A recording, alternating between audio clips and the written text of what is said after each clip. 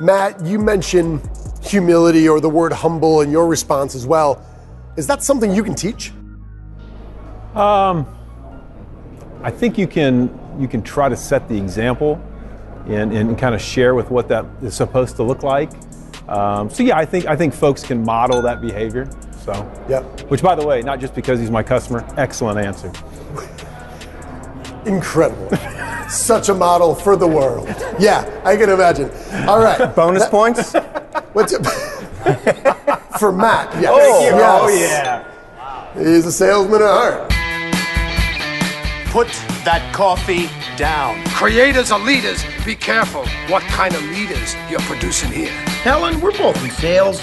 Let me tell you why I suck as a salesman. They realized that to be in power, you didn't need guns or money or even numbers. You just needed the will to do what the other guy wouldn't. I'm not leaving. The show goes on.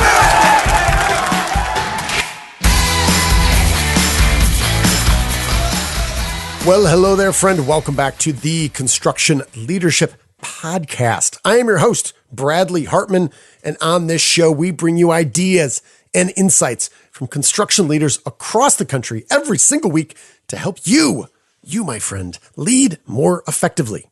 This episode is brought to you by the simple sales pipeline. For under $30 a month, in under 30 minutes per month, every single salesperson can quantify and organize their sales pipeline so you're not flying blind into the unknown future. That's right. You can forecast effectively. Learn more at the Simple Sales Pipeline. Now, I know what you're thinking. You probably did a little double take when you looked at the title of today's episode. And that'd be reasonable. After all, this is the Construction Leadership Podcast. And the name of this episode was the Construction Leadership Game Show. That's right. This is the construction industry's very first game show. Now, you probably had a follow-up question. Does the construction industry need a game show? Well, yeah, as a matter of fact, I think it does. Why do all these other industries get to have all the fun when we have smart, intelligent people that we can collaborate with? So here is the background. For years, I've been fascinated with the show Around the Horn. Maybe you've seen it. It runs Monday through Friday for like the last 20 years on ESPN. There's like 5,000 episodes.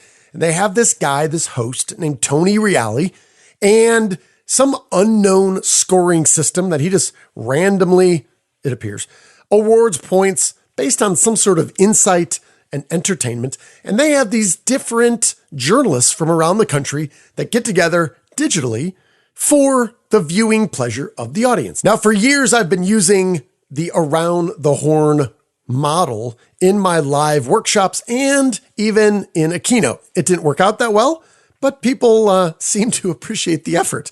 So I know the model works. You've got a few buttons, you get some smart people together, and there you go. That's like the whole show. So I'm like, how hard can this be? So we said, what if we took Around the Horn and we made it for construction leaders? And every episode, we'd have 3 different construction leaders from 3 different segments of the industry talking about leadership and how to lead people better. We're going to talk about some management. We might talk about sales and marketing. We might specifically talk about mentoring and recruiting. We're going to talk about it all. Wouldn't that be fun? Well, here's the deal. We did it. And it is fun. We've recorded 3 episodes and we're going to release them probably once per month as we try to figure this thing out. We took the show on the road. We took our videographer and we've had a lot of fun. So if you're interested in this, in bringing the Construction Leadership Game Show to your neck of the woods, go ahead, email me, Bradley at bradleyhartmanandco.com. So that's the setting. I'm going to quit rambling. You are going to hear directly from the initial guests on the initial inaugural episode of the Construction Leadership Game Show. And you may, my friend, remember the day where you heard about the first construction game show, and it was here. Or, I don't know, maybe this is a terrible idea and we'll stop doing it, but for now, we're having a lot of fun. So this is video first. So despite you're going to get value from this, I promise you, you're going to enjoy listening to this as a podcast. However, you're going to want to check out the digital graphics, and everything we did to really make it pretty similar to Around the Horn. You can check that out on YouTube at Bradley Hartman and Co. All right, friends, I'm going to quit running my mouth. That is the context. You will enjoy this. I'm excited you will. And whatever your feedback is, good, bad, or otherwise, it's going to take us a little while to find our sea legs.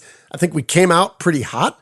Really enjoyed the way this turned out, and our guests and our videographer and our editor, they did an awesome job. So I'm excited to share it with you. Regardless, I would love to hear your feedback. Bradley at BradleyHartmanandCo.com. That's my email. It goes directly to me. I want to hear what you think. That's all I got. Enjoy the show.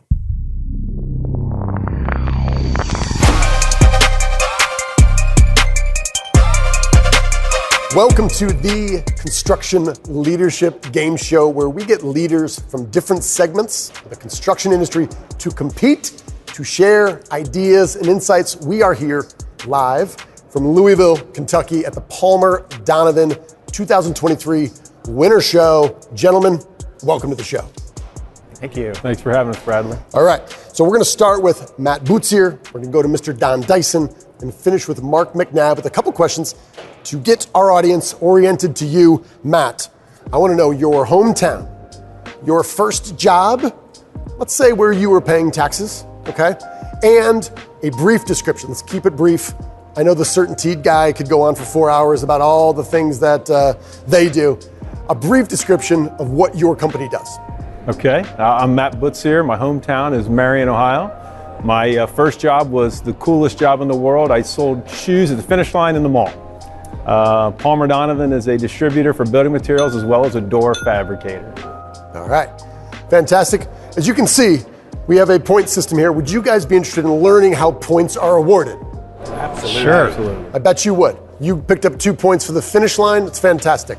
Don Dyson, hometown, first job where you're paying taxes, and a brief description of contract lumber. Okay, Don Dyson, from Dublin, Ohio. And my first job was painting houses, which I didn't pay taxes on. Hope the IRS is not watching this. No, they're not watching. Real first job was selling audio equipment at Sun TV in Columbus, Ohio. Contract Lumber is a lumber dealer headquartered out of Columbus, Ohio, but we have locations scattered throughout the South. We do both labor and material packages for single family and multifamily builders. Wonderful. Mr. Mark McNabb, welcome to the show. I want to know hometown, first job paying taxes, and brief description of CertainTeed and Syncopaint. I grew up in Newark, Ohio. I spent most of my life there, and my first job was at an Anheuser-Busch distributor where I was the warehouse worker lugging beer and wine around all day. Served me well later in life. I now work for CertainTeed. CertainTeed is a building material supplier of both interior and exterior building products, and I am the siding representative for CertainTeed, selling vinyl siding, stone, vinyl railing, many plastic products within the organization that also has roofing and drywall and insulation and other products that CertainTeed manufactures. Fantastic. Couple bonus points. So you were working under the age of 21, lugging around beer and wine. Yes, I was. Yeah, that's great. I can see that. I did make that the would benefit grandfather you in your clause. future life, yeah. All right. So we're going to jump in, Matt. I'm going to start with you here. So here's the situation. Somebody comes to you and says, hey, we have someone young, talented, passionate, mid-20s. They need to improve their leadership capabilities. You are responsible for working directly with them.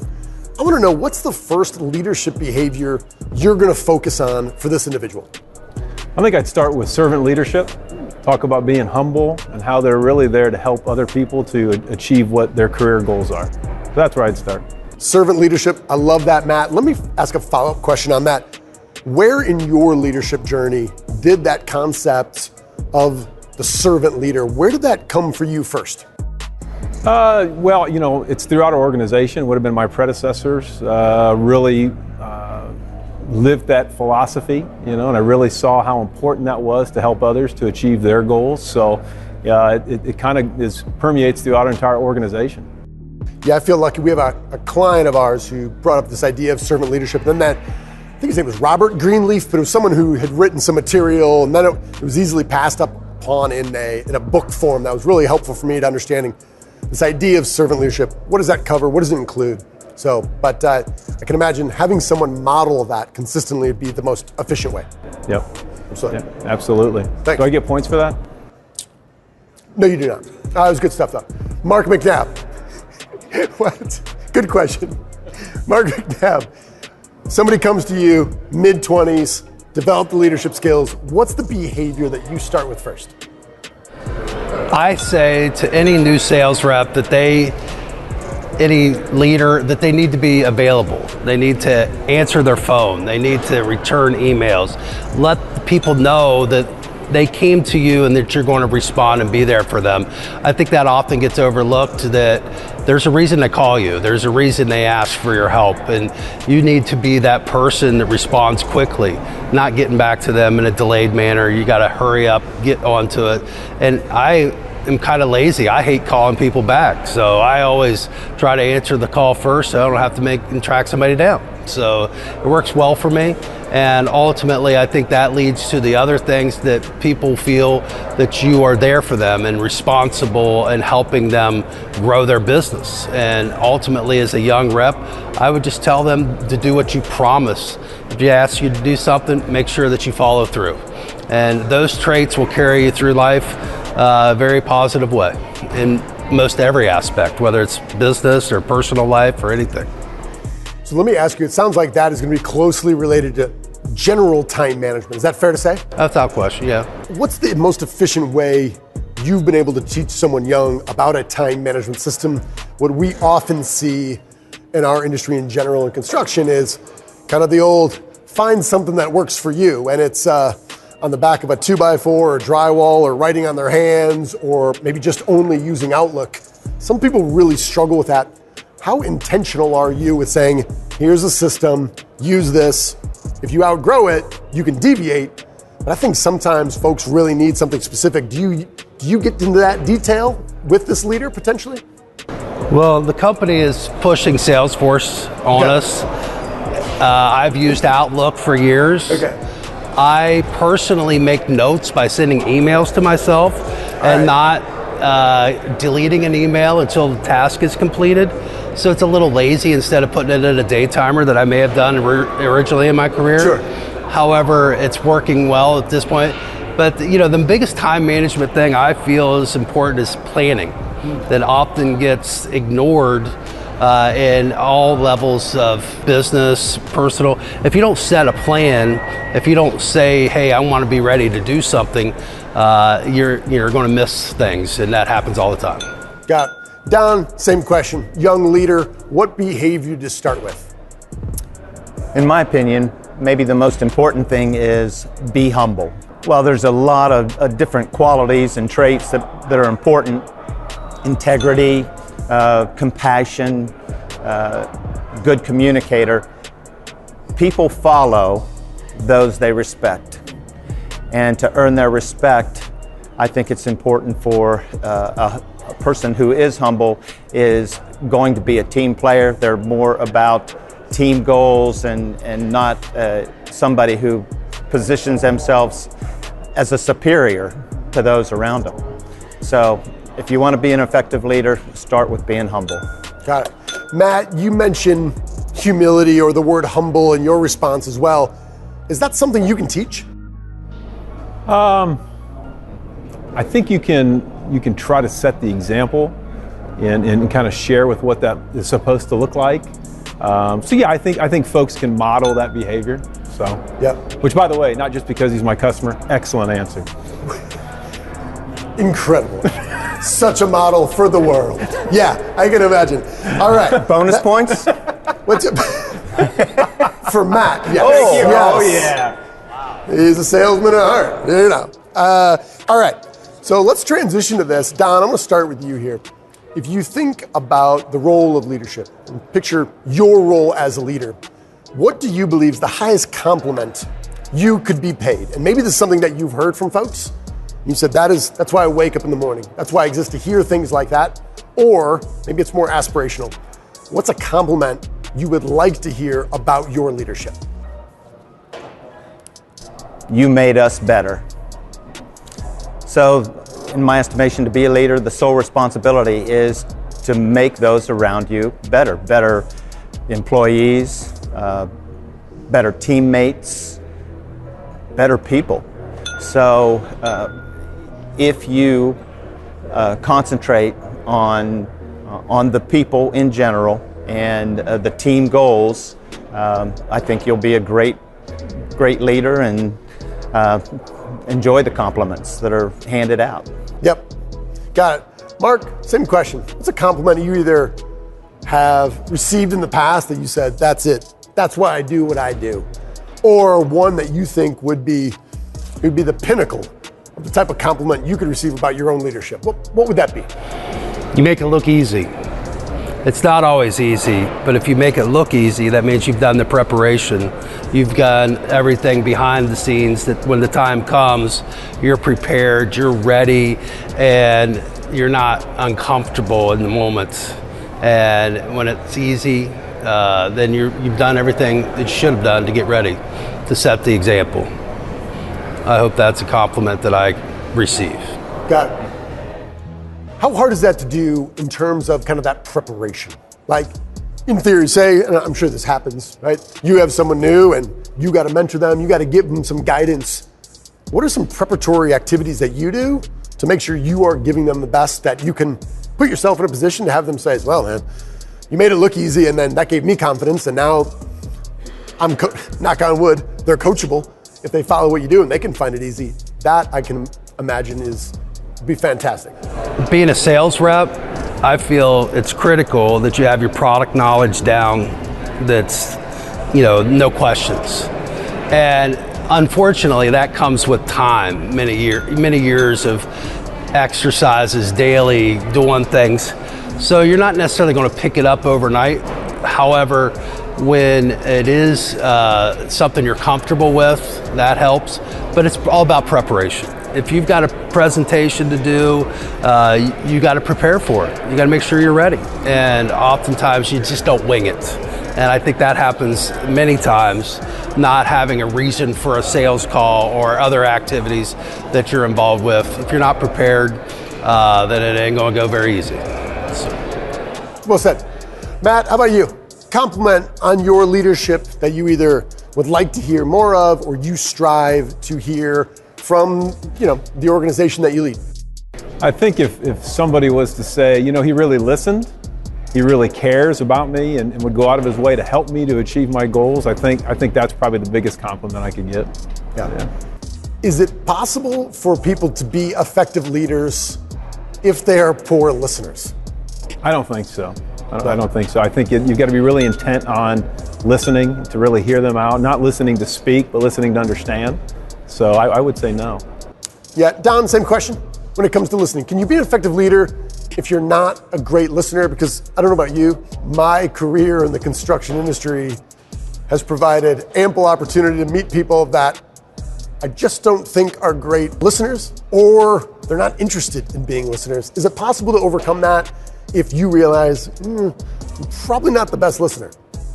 Well, I think the traditional salesman concept is you have to talk to be successful. And I think it's really the exact opposite. If you want to be a successful salesperson or a successful leader, then you have to be a good listener.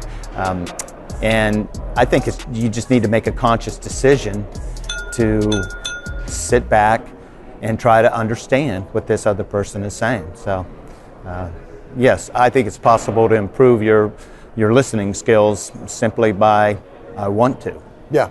Make a conscious decision. Mark, how much of leadership is ultimately about selling? Selling an idea, selling a path forward, selling a vision of where we can go together, selling the idea that, it's safe to screw up here, like all the different elements that are included in there. How much of that leadership is selling? In my role, selling is about 10% of my job.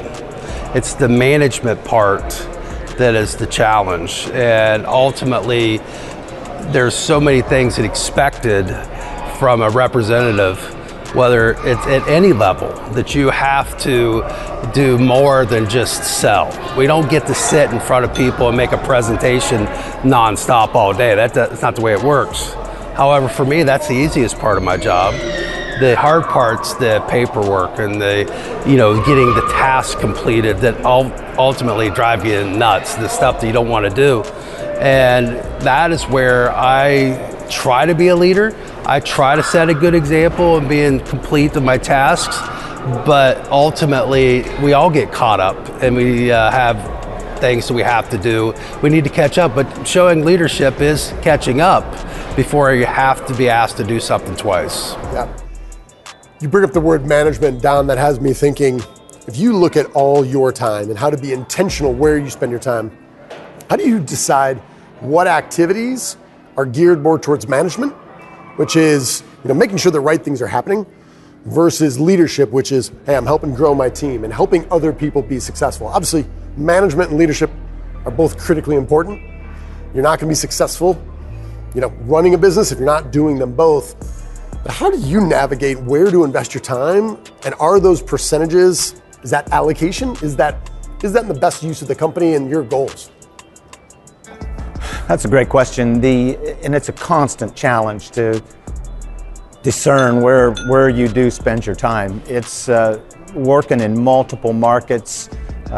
Everyone's unique, so you have to do the groundwork to understand those markets and spend time and energy in going in with knowledge as the base. So I think that that from a leadership standpoint, you have to designate the time in both categories, both management and activities.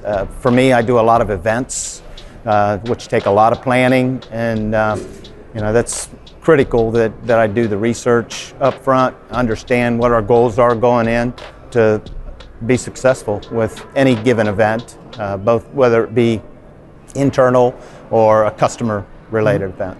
Yeah. Matt, I'm curious about you. If you were to look back at, maybe it's a month, maybe it's a quarter, are there any sort of indicators for you that you can look back and say, okay, that is where I invested my time, and that was absolutely more of a leadership activity than management? Maybe that's internal with your team, maybe it's external with customers or vendors, other partners.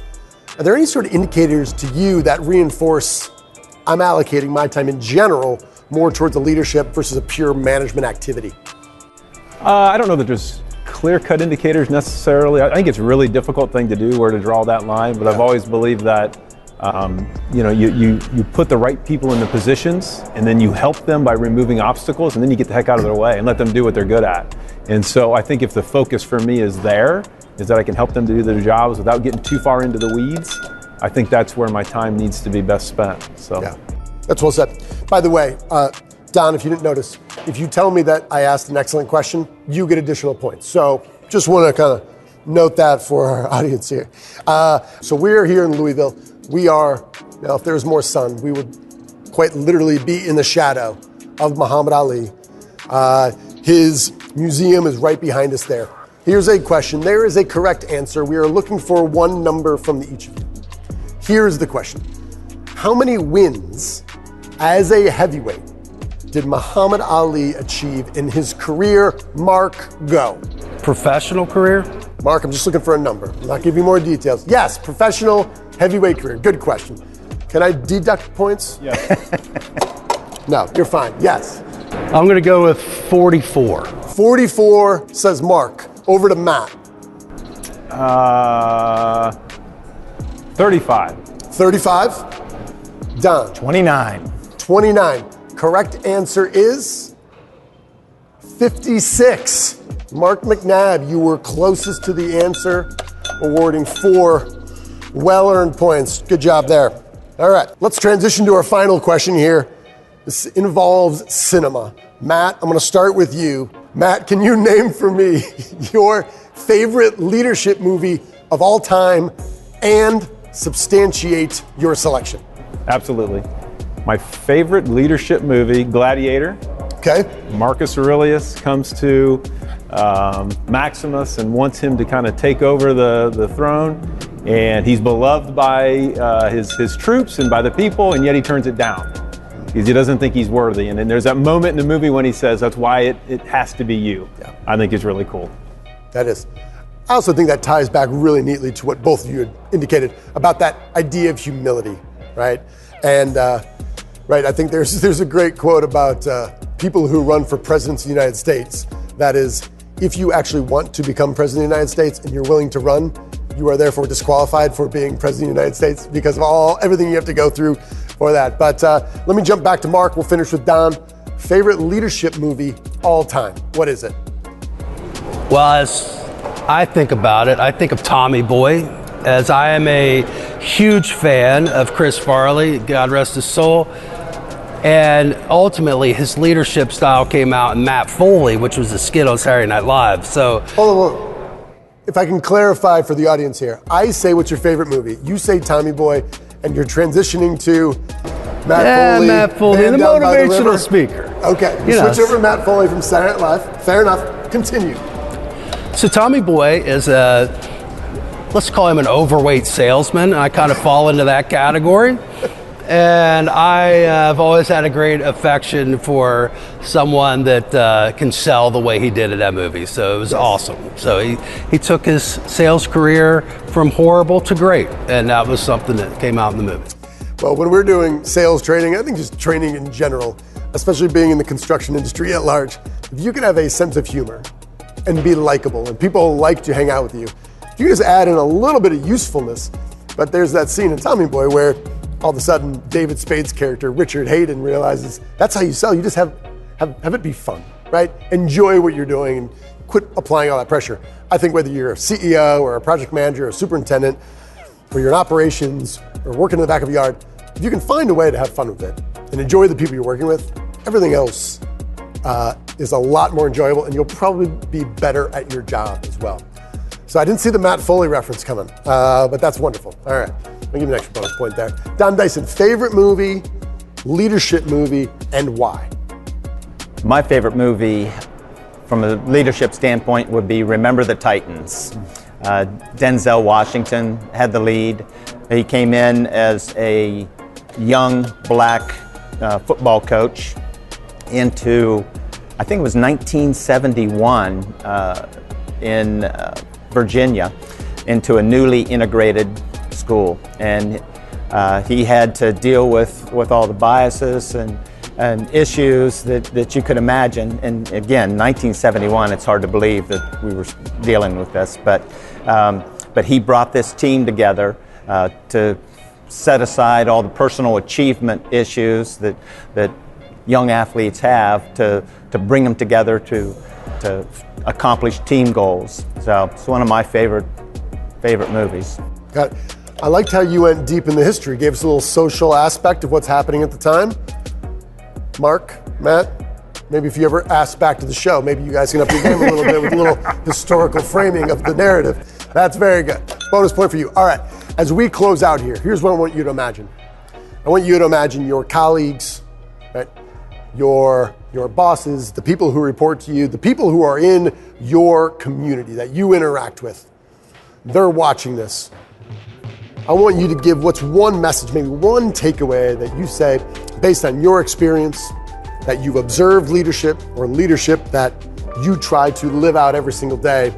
What's one message and maybe one final takeaway? Matt, we'll start with you. We'll go right down the line to Don and then Mark. What's one message that you want your community of folks to understand about your perspective on leadership?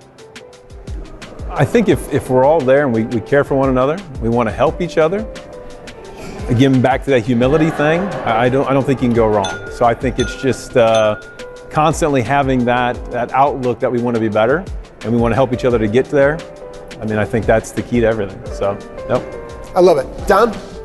I think adaptability is critical.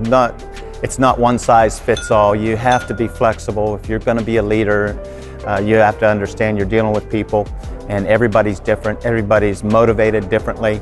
And your job is to understand what motivates that individual and what moves them forward. And so adaptability is critical. Love that. Mark? I would say a leader is always being observed. He's always being watched. And you set examples by your actions. And ultimately, I believe that you need to present yourself in a way that you want the people behind you to act. So the way you act is something that if you want your people to follow you that way, you hope that you're setting a good example. Gentlemen, I want to thank you for being part of this inaugural episode of the Construction Leadership Game Show, which surely there will be several thousand more, or not. Maybe this might be the only one. We're going to figure that out. But I appreciate you guys sharing what you've learned and the experiences that you've had. Don, you are, according to the scoreboard and my unknown point awarding system, the champion of the first episode. Round of applause. Congratulations. Thank you. I appreciate you guys being humble losers. But like life, there's a scoreboard. So gentlemen, I appreciate your time. I've learned a lot from listening to you and our little bit of pregame that we did. I would like to thank CertainTeed for sponsoring this episode. I'd like to thank Palmer-Donavin in putting on this 2023 winter show here live from Louisville, Kentucky. Gentlemen, thanks again. All right, friends, there it is. Episode 1 of the first ever Construction Leadership Game Show. We've had a lot of fun creating it, and hopefully you had a lot of fun and you enjoyed listening to it or watching it on YouTube. If you haven't seen it, the reason it is so short is because it is going to be video first. So go ahead and subscribe. Go to Bradley Hartman & Co. on YouTube. Go ahead and subscribe there. We have 2 other episodes that are in the can. Those will be coming out, and we're soon going to transition into doing these more in a digital fashion. So that's going to come. But we also have a few other dates where we are going to be doing this live from different shows. So the fun will continue. But again, I want to hear your feedback. If you got ways we can improve it, or you really enjoyed certain aspects of it and you say, hey, keep doing that stuff, that's good. Hey, please let me know. You can email me directly at bradley@bradleyhartmanandco.com. And if you did enjoy this, again, apart from subscribing on YouTube, go ahead and leave us a review on whatever podcast player you are listening to. That means more to us than you know, as we try to connect with more people in our wonderful industry and deliver a little bit more value and fun every single day. All right, friends, that's all I've got. We're going to close out with our leadership mantra. You, my friend, are owed nothing. Deliver value first. Make it a great week.